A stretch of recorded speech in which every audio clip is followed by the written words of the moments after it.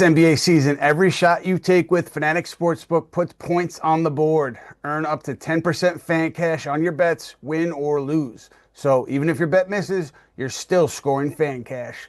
Unlock the world of Fanatics with fan cash for exclusive rewards like authentic apparel, game tickets, and meeting legends at Fanatics events. Make the switch and turn every bet into a bucket with Fanatics Sportsbook. Winning hits different here.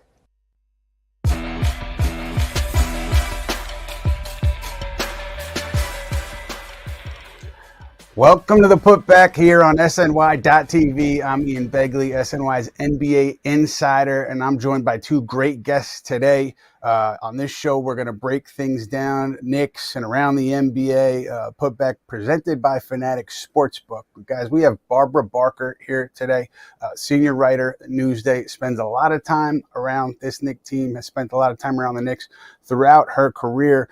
We got Ty Butler, media personality at ESPN New York and SNY. He's all over the Knicks as well, so we're excited to get right into it. And as always, we start with the baseline.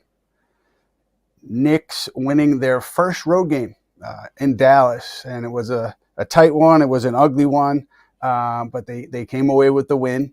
Jalen Brunson back for the first time since missing 2 games with an ankle injury. Landry Shamet hitting some big shots late.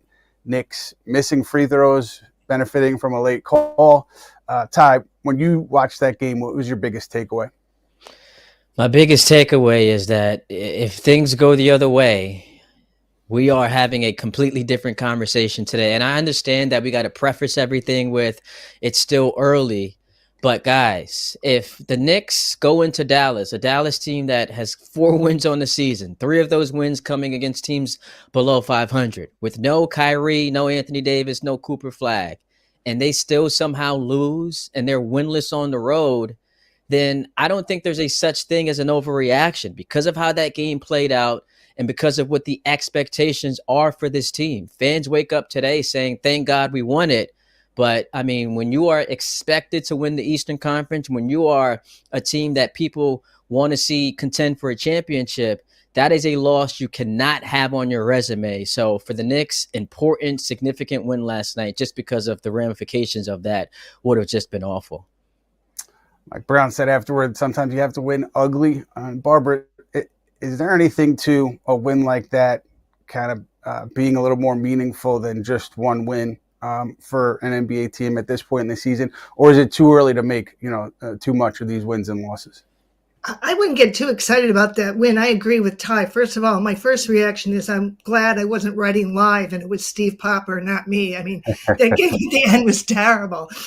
I just think, for it to, free throws, how do you miss that many free throws? All right. Yeah. And then also you're missing, like he said, I thought Cooper Flag was going to at least play, but he's not playing. This is not a very good team, and it's a team with a lot of problems.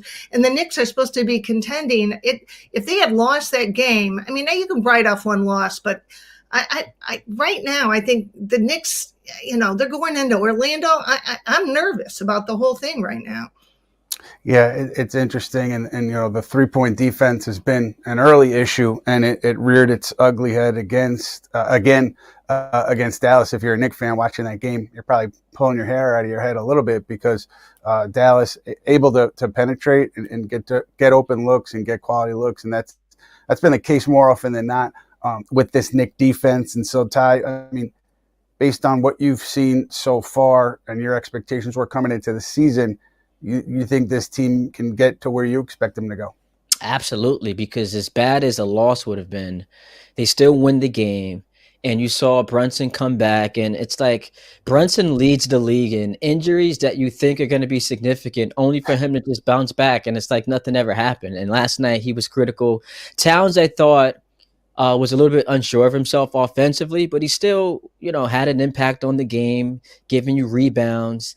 And, Bridges hits that big 3 in the corner yesterday. And then obviously Landry Shamet has excellent defensive plays and a couple of threes that went down. Deuce McBride, throw him into the equation. So I'm running through the list of guys, and it just shows you that the Knicks have so many different options, whether it's scoring or defense, that they can go to. So this deep team that does play with a chip on its shoulder, led by Jalen Brunson, who's one of the 7-8 best players in the league, I do watch them and feel like at their apex, they can absolutely do everything that you and I and all of us are expecting them to do this season. Guys, let's go to sound off here where we listen to an answer from a Knicks player or coach, and then we talk about it. We got one from Mike Brown here from November 12th before the Magic game. Let's hear it. We're getting a little better, you know. These guys are willing to grow and try to do what's best for the team while not getting too high or too low. They're a group that tries to pay attention to the detail, you know, of everything that we're throwing at them. And I think they genuinely want each other to have success. So, Barbara, if you're listening to that answer, you're maybe thinking to yourself, I've heard this 1,000 times from a million different coaches. It is a cliche. The reason I wanted to bring it up was because last season there were complaints about, you know, shot attempts and who had the ball and why am I not getting the ball enough. And that was going on throughout the season, different parts of the season, different players. And I haven't heard the same this year. That's not to say it's not happening, but it was apparent last year just talking to people around the team. This year, have not heard that. Now, it's early. Maybe things change over the course of a year. It's high pressure for this team, high expectations. But so far, I hadn't heard that. So when Mike Brown was talking about guys wanting each other to succeed and being willing to kind of sacrifice, that's where my mind went, because last year, I don't think that was always the case. And Barbara, just in terms of a team dynamic, how important is that when you see teams that are successful for guys to sacrifice who maybe can shoot the ball 20 times and have success, for them to kind of tone it down and put the team above themselves?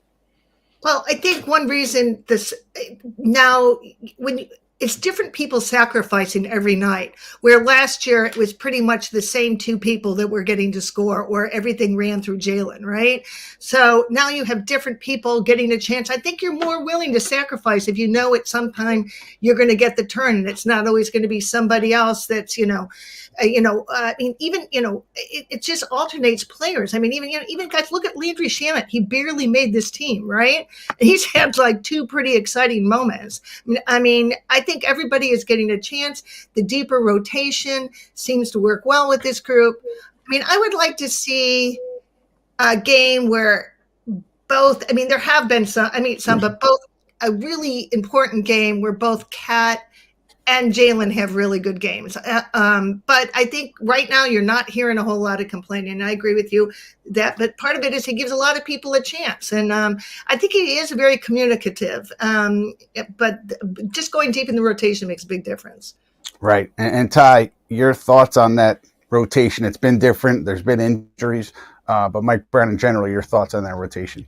Absolutely. So last night you had 9 guys play at least 17 minutes, which, as you just mentioned, a stark contrast from what we've grown accustomed to the last couple of years.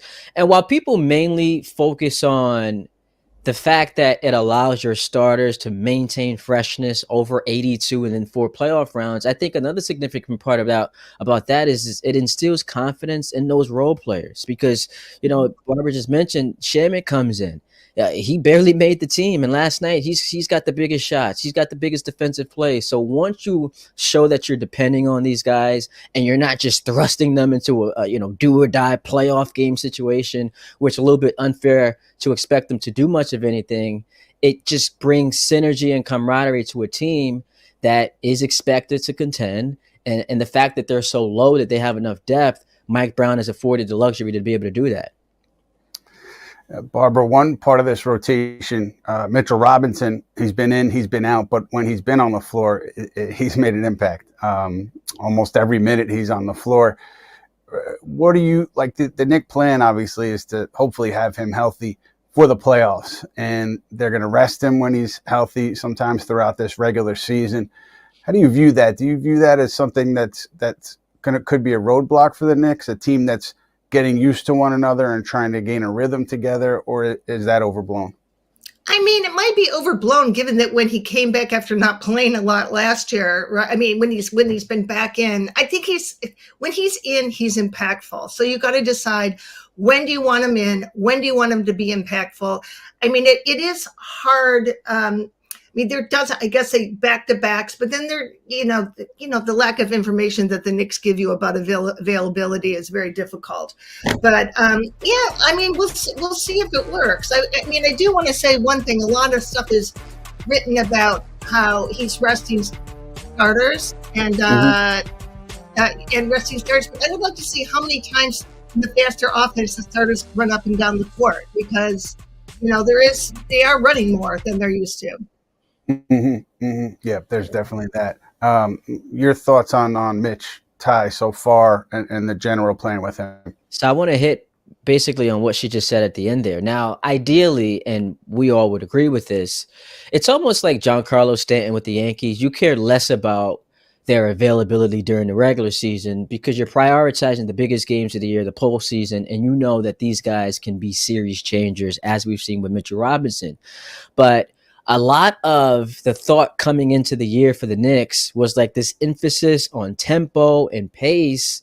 And Mitchell Robinson throughout his career has never played heavy minutes. But with a team like this, you want to be able to see how his body is able to react and handle running up and down the floor so that you can be prepared for it in playoff games, him being able to withstand that. So again, on one hand, I understand you want to take it easy because you're prioritizing the latter part of the season. But I need to, with my own eyes, see his body can withstand it. I mean, grinded out minutes against these fast-paced, high-octane offenses where he's not so gassed. And this is a guy who hasn't played a lot of basketball the last couple of years.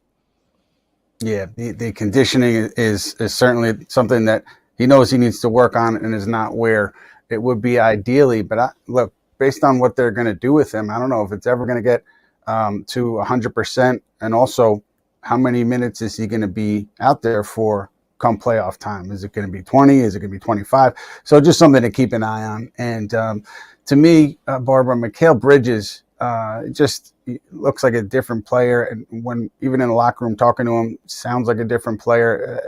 What are your impressions of Mikal? I mean, my impressions are that Mikal became a different player in the postseason last year than the one I saw the entire season. And he's just carried it over into this year. I mean, I don't know maybe part of that is also he's being used a lot more. I mean, just the fact that you go, he's a starter, but deep in the rotation, I mean, it seems like the ball will go through him sometimes.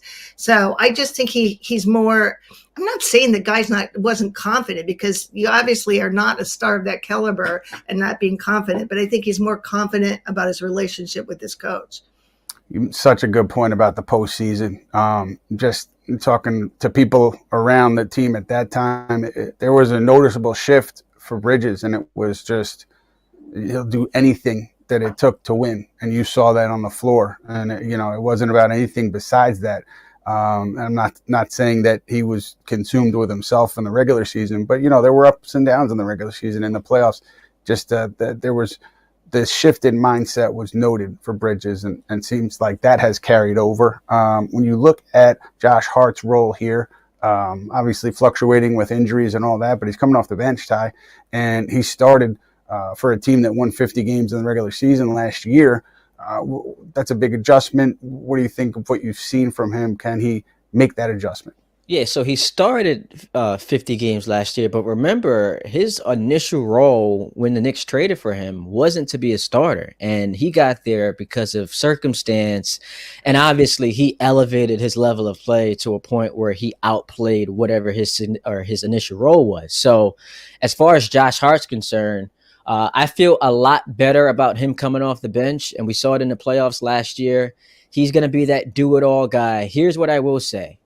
Last night, that three-point shot looked pretty good, and I don't think he's going to be as efficient as he was shooting it as we saw in that game against the Mavs. but teams are going to dare Josh to shoot. When you've got Bridges, has mastered that corner three. We know Jalen and Cat are great shooters. OG's upped his game up from the 3-point range. You're going to have to take away something from this Knick offense. And what teams are going to try to take away is those other guys and force Josh to shoot it. So I think it's important for him to hit at that clip, shoot it with confidence, because if he's doing that, I mean, they just have too many offensive weapons for them to be stopped. So that's what I'm paying attention to mostly when it comes to Josh Hart and his production. And Barbara, I think you would agree with me. He makes our jobs easier just by being interesting and introspective and candid at moments. And do you see, to me, he's played pretty well more often than not. He seems like he's adjusting to this thing, but he's also said, sometimes he will think about the minutes and not starting. And what have you seen from him in terms of the adjustment here? I mean, I was a little worried about him during training camp because he was injured, obviously. I mean, what do you have, 2 separate injuries, I think, or something, or he's coming back from one. And I wasn't really sure what Mike thought about him either. I think, Mike trusts him a lot more too. I mean, the thing is with Josh, he does so much, you want him out on the floor, but Ty's correct. I mean, he's the guy you're going to force to shoot. So you want him out there because he can, rebound, like he's 7 feet tall. He makes those hustle plays. Sometimes he makes kind of a bad pass at a bad time, but so I mean, everybody does something like that. But it's really the shooting that's going to come down. If you have those guys on the floor, that's the guy that they're going to leave in coverage and go double up someone else. Guys, let's go to the injury updates here. Obviously, Jalen Brunson coming back against Dallas after missing 2 games. He looked like I don't want to say didn't miss a step, but he scored 28 in his return and they won the game. I'm surprised that he came back so soon. I know he's a quick healer. This was just another instance of that, missing just 2 games with that ankle. OG Anunoby, Knicks were saying that he'll be reevaluated in 2 weeks. And so what that means is probably at least 3 weeks he's going to be out from the time that he got hurt. And hamstrings are tricky. OG, they're going to be cautious there. So I don't think they're going to rush him back. And usually when you see that 2-week designation, it's at least 3. So we'll see where he is in terms of that 2-week stretch. Maybe the Knicks will give us an update. Maybe we'll hear more there. But guys, Landry Shamet, the numbers here for Landry Shamet, pretty impressive so far. He's gotten a lot of minutes, and his role, I think, has even surprised some people internally based on how much he was playing last year and his production this year, I think, has surprised some people internally. So the Knicks, they rank in the 80th percentile in turnover rate and opponent offensive rebound rate with Shamet on the floor. So our big number is that it's 80%. Now, Mike Brown talks a lot about wanting the Knicks to win the possession battle. Those 2 numbers are conducive to that, and maybe that's why he trusts Shamet, and he's kind of springboarded him into this bigger role here. He's certainly playing a lot of minutes, and Mike Brown certainly seems to trust him. Maybe those numbers are a little bit evidence why. How surprised, Ty, are you with what you've seen from Landry Shamet? Oh, listen, I'll be honest. I'm very surprised because, as we talked about earlier, it's like we got to a point where we were wondering if he was going to make the team. And Shamet's been someone who's bounced around from team to team. And you wonder, in a 3-point shooting league with a guy who's got, that propensity to hit at a high clip, how is he not more coveted? And some of the issues have been, he's able to be targeted defensively. But that version of Landry Shamet helps the Knicks become an even more dangerous team. So you hope he can just keep it up for an entire season. And when he's shooting with confidence, like what he did last night, and Jalen feeds him in the corner and he nails it, and then he has another 3. Now, we don't want to focus on the 2 free throws that he missed because that could have cost the Knicks the game, but he was excellent. He's been tremendous so far, and you have to continue to see him on this trajectory in order for us to feel like he's going to be dangerous in that spot. Can he keep this up, Barbara? The big moments, the scoring. I think defensively he's been very, very solid this year. Mike Brown talks about how he's going to give you effort and he's going to fight on that end. Can he keep this up, or is this kind of an early season outlier? I mean, it's kind of hard not to cheer for him. All right. In the preseason, in training camp, I remember he came in and he was really confident, but it kind of wasn't cocky. And I was like, oh, this guy, maybe he'll make the team or whatever. And, maybe, Mike goes deep, you'll see him a little bit. And I just think that confidence, and anyone that watched him have that, I forget how many points he had. What was his big career high scoring game? 36. I think, 36. I mean, you just looked at the emotion on this guy, and he just seemed, sometimes, guys go through bad stretches in the league. I don't know how many coaches he's had, but, you go through that, and it just seems he's in a good place. Can he keep it up? I don't know. I mean, I think he's going to get opportunities. I mean, how could you not give him some opportunities now? Yeah, Mike Brown, going way back to the offseason when he first was hired, I was told was a big Shamet fan and really wanted him because Shamet had a few options in free agency, and it was kind of wait and see game there. And Brown really wanted him in camp and on this roster, and I guess he's showing you why the coach had so much confidence in him. And I think even if going back to training camp, even if there was a decision to be made between maybe Garrison Matthews and Landry Shamet, I still think it was always going to be Shamet, and then maybe you keep a Garrison Matthews, or maybe you're able to keep an additional player. I think that he had a spot all along there. So I think he's showing you why there is that confidence in him, and it'll be interesting to see if he can keep that up. Barb, you are, I don't even want to call you Steve Popper's backup, because that's, you carry him. I'm the columnist. Steve is my backup. All right. I'll just put that. He's your backup. Yes, absolutely. You can tell him I said that. Okay. We love you, Steve. You covered the Knicks as a national writer and a beat reporter for a while in their most recent successful period there in the 90s. Do you see any traits, any similarities between what you're seeing here with this group and that group?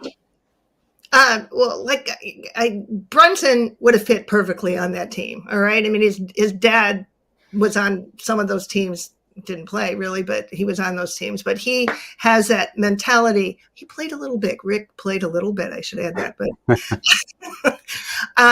but that mentality, I think, has just been force fed to Jalen his entire life. All right, and it comes from that. So he would definitely fit. Josh would fit. I think Cat is a player for these times and not those times. So I would not put him as fitting. And OG, when he's healthy, I think would fit. I think he would fit. But after, I'm trying to think. I don't know. Maybe Landry Shamet would fit. Let's see what happens there. Mm-hmm, mm-hmm, mm-hmm. And it's interesting you talked about Jalen and kind of what was instilled in him, because clearly both of his parents, his mother, Sandra, father, Rick, had a big influence on him. But when you see how he takes care of business, approaches the game, it's easy to see how, Rick had such a big part of how Jalen developed on the floor and developed his game. So, I think there's a lot of maybe conspiracy theories around Rick. There's criticism for maybe, him sticking around from Thibodeau to Mike Brown. I think a lot of that stuff is overblown. And I also think that, look, if your star player is comfortable with a situation and it's working, that's a valuable situation. So you made me think of that, Barbara, when you mentioned Rick. A little bit of an aside there. But guys, now we are going to hit on Storylines, which is presented by Fanatics Sportsbook. Storylines here, Knicks were in Dallas last night, and they've been at the center of a lot of NBA discourse over the last year. Dallas also connected to the Knicks through Jalen Brunson's free agency. Looking at the current team, Cooper Flagg and his Rookie of the Year odds are at minus 120 with the team off to a slow start. And also teams' odds to make the playoffs at plus 400. Be sure to check out the Fanatics Sportsbook app for all your NBA future bets all season long. Fanatics Sportsbook, winning hits different here. A lot of news out of Dallas right over the last 12 months. Most recently, the firing of Nico Harrison, and you wonder what's coming next year. Do they tear it down to the studs? Do they look to just build around Cooper Flagg? Do they still want to try to win? Mark Cuban coming out with a quote in a statement, I think to The Athletic, saying we're not trading Anthony Davis because we want to win here. But I just wonder if there's a point there, Ty, when they say, look, we have a very, very talented rookie. Our timeline is different now. So let's look into Anthony Davis trades, even a Kyrie Irving trades, and let's see what's out there. How do you think things are going to shake out for Dallas? Yeah, I think that you have to, if you are trying to best maximize the value of Cooper Flag, who, everyone projects to be this generational talent, you have to look at trades. And it's with all due respect to Anthony Davis and Kyrie Irving, who are tremendous. The fact of the matter is these guys are always hurt. So if they were healthy, this would be completely different. A lot of people said, Cooper Flag's coming into one of the most, decorated situations as far as the talent around him. Rookies typically go to bad teams. But because they can't stay on the court, like, how do you not try to flip that timeline and capitalize with some picks because of, and I don't want to stomp him when he's down, Nico Harrison making, I don't even think this is a question, the worst trade in NBA history. Like, we've seen guys get moved before. Kareem got traded.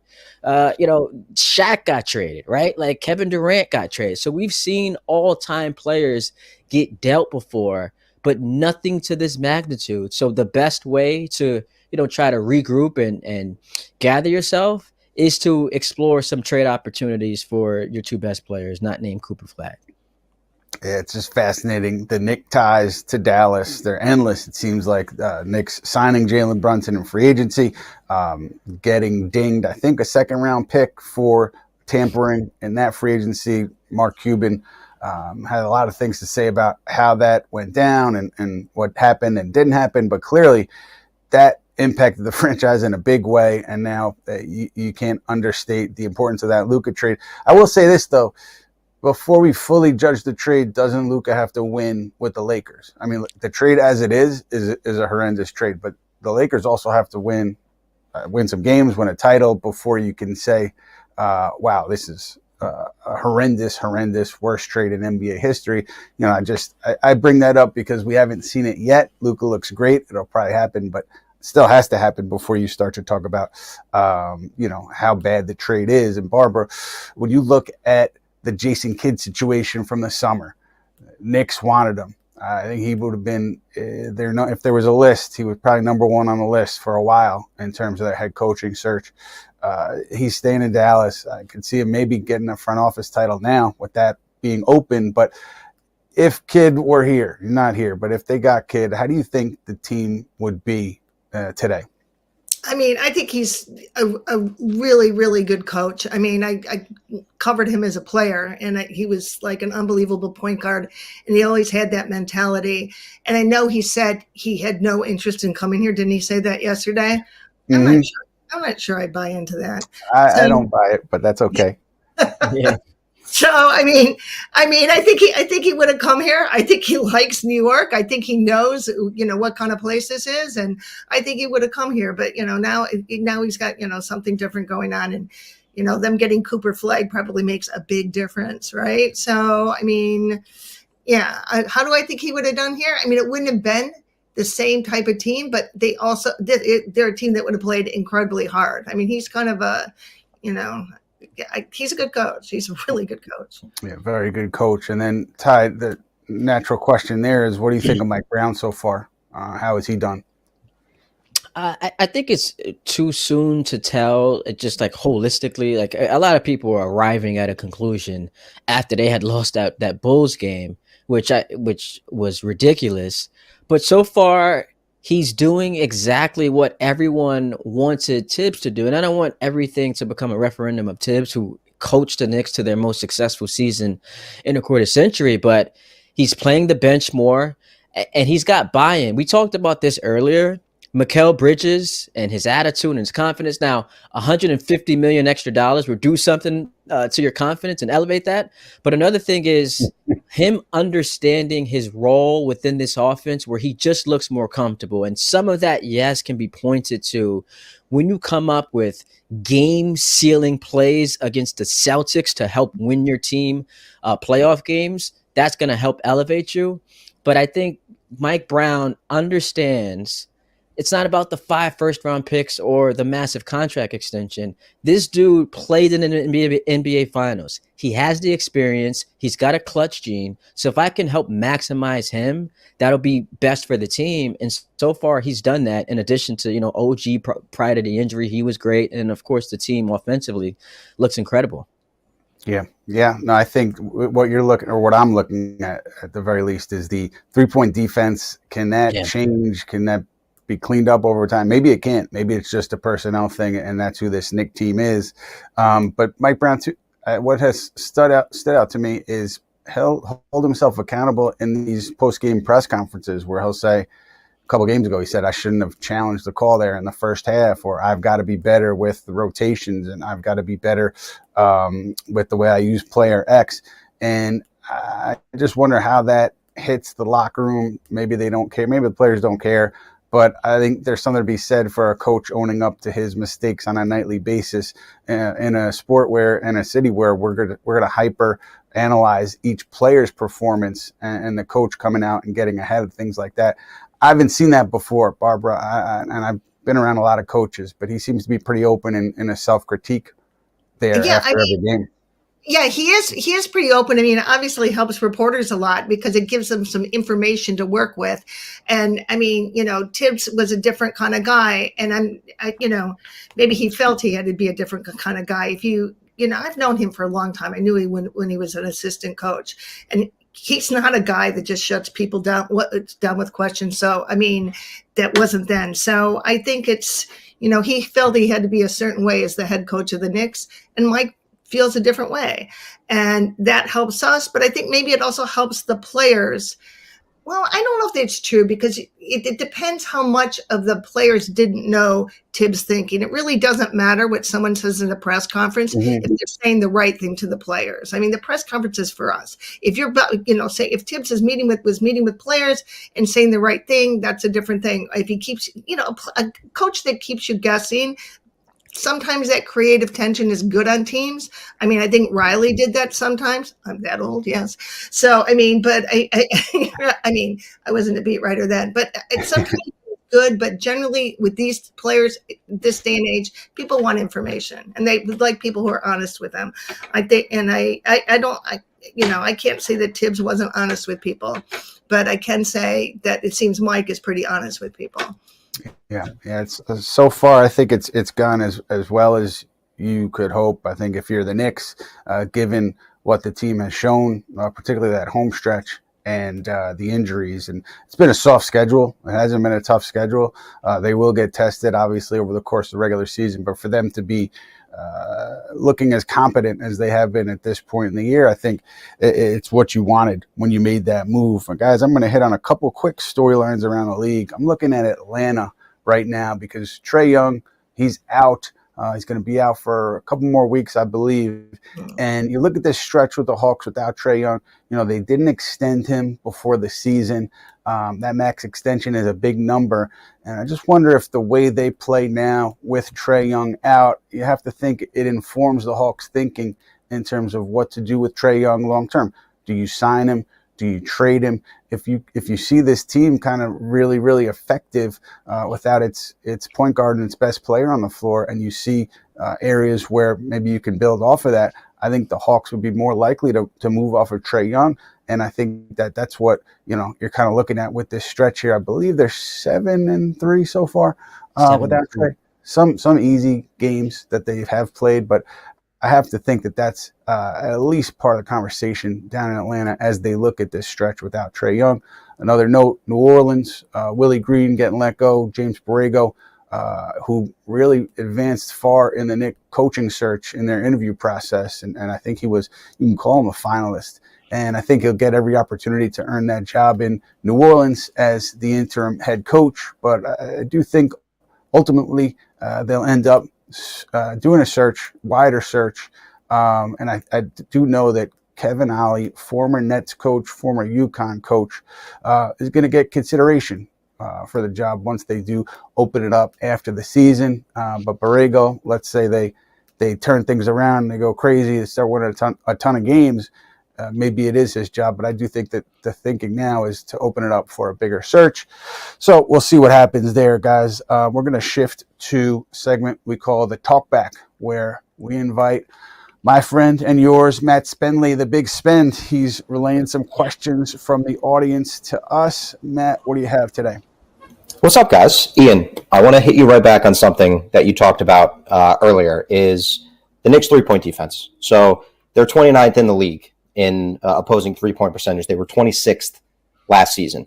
So I know you alluded to it earlier. I am curious for you, do you think that's something fixable, or do you think it's a systemic thing that will just be part of their identity, that they're not going to be great at defending the three? Yeah, I mean, you're looking at it year over year now, Matt, right? So to me, this is just where this team is limited. Whether it's, they're keeping, I think, teams out of the paint pretty well, but just having trouble getting out to shooters.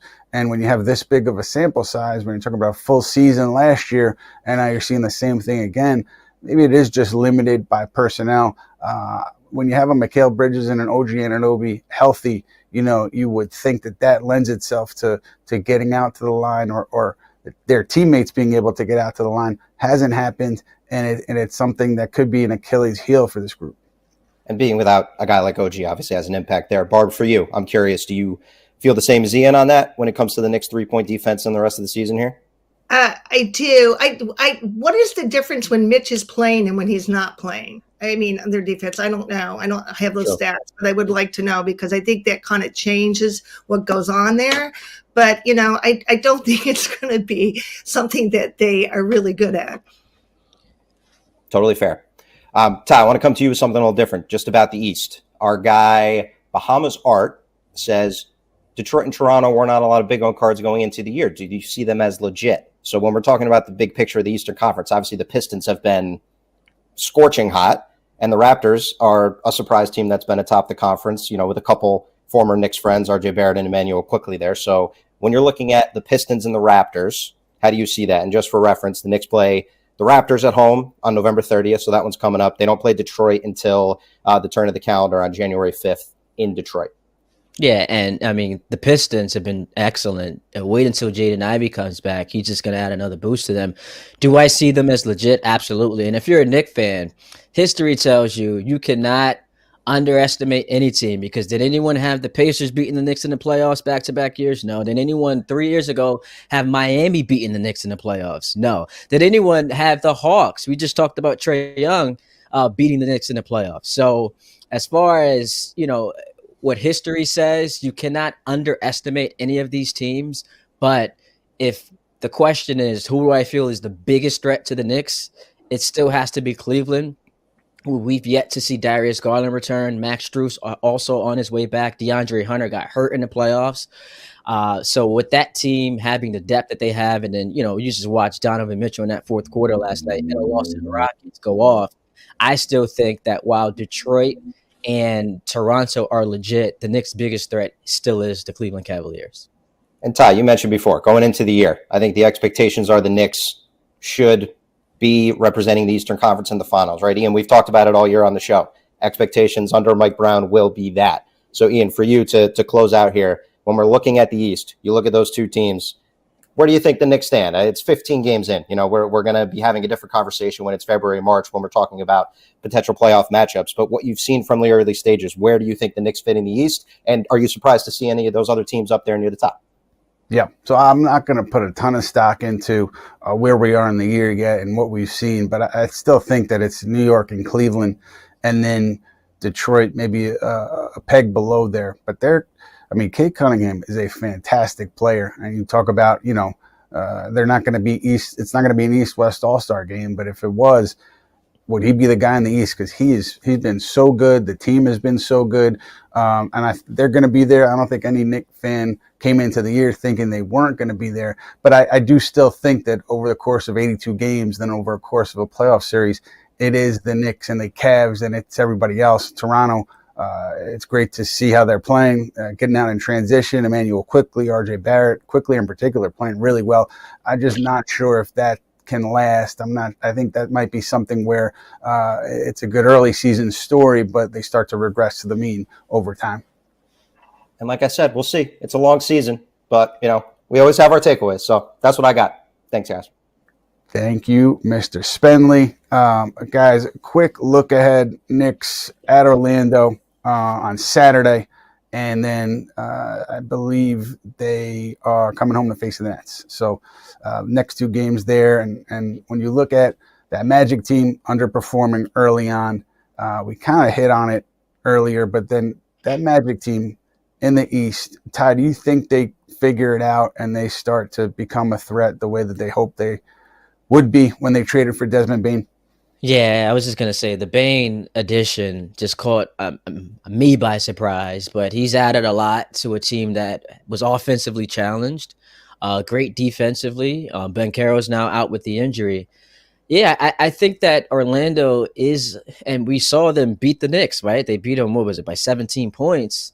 That's not a first round matchup you want. That's not a team you can just summarily dismiss. So when Banchero gets back, the Wagner guys on the squad, plus the Desmond Bane addition, I think they are a live dog in the East again.